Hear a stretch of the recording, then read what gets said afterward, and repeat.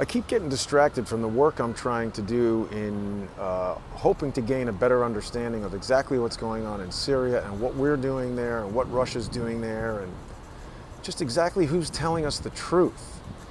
And it's just, there's so much happening every minute of every day. It's almost unbelievable and too much to process, but it's really got me thinking about this whole concept of what is the truth.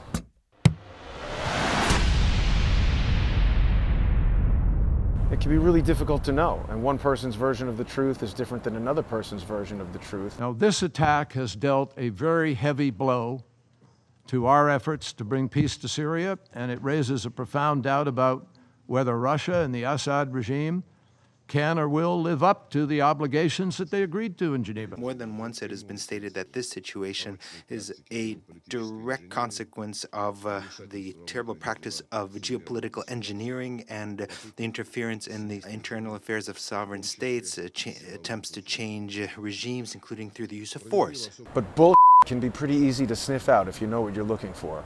What's amazing here, Sidney Blumenthal sent an email to John Podesta that attached an article that I wrote. And it is impossible to look at the Blumenthal email and not realize that this 10,000 words that follows are from Newsweek. They say Newsweek, Newsweek, Newsweek, time and time again. And deep in the article are those two sentences that the Russian government, through a Russian news agency, published as an article saying this was the October surprise, and it shows that even Hillary Clinton's, close allies knew that she could have stopped Benghazi. So what's the assertion? And then a few hours. So is the assertion that, not that he misread the email that came out in the WikiLeaks, your assertion is that somehow Donald Trump got a hold of Russian propaganda outside of the WikiLeaks dump and was using that? There are two possibilities. One is that both the Russians and Donald Trump were tricked into believing a manipulated email, or the Russians manipulated it and Donald Trump fell for it. But to really talk about this, there's a couple things we got to have down. And the first thing is propaganda. Everybody's heard that word, but does everybody know what it means? It's essentially false information designed to trick you.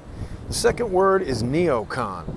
Again, something a lot of people have heard and something people have even been thrown around, but a lot of people don't know what it is. What's a neocon and what do they want? The American neoconservative political movement was defined in a 1997 document called the Project for a New American Century. The movement asserts that America is superior to all other nations and that this exceptionalism requires us to project our ideology throughout the world through a new policy of preemptive strikes, utilizing military power to suppress any other nation that might threaten America's political, economic, or military superiority. We cannot allow Hillary Clinton and her neocon war hawk friends to continue their pattern of indiscriminate destruction around the Middle East and the rest of the world. Wake up, everyone. If you are forwarding articles from Newsweek, from the New York Times, from Foreign Policy, you have become a zombie propagandist. Not a zombie like from Walking Dead, but a zombie like the kind a hacker would use when they tunnel into your computer to steal thousands of clients and disseminate their message. Don't fall for it. Vet every piece of information you come in contact with before you send it to your friends. And by vetting, I don't mean check Newsweek and then the New York Times. Go online. Listen to what John Kerry has to say.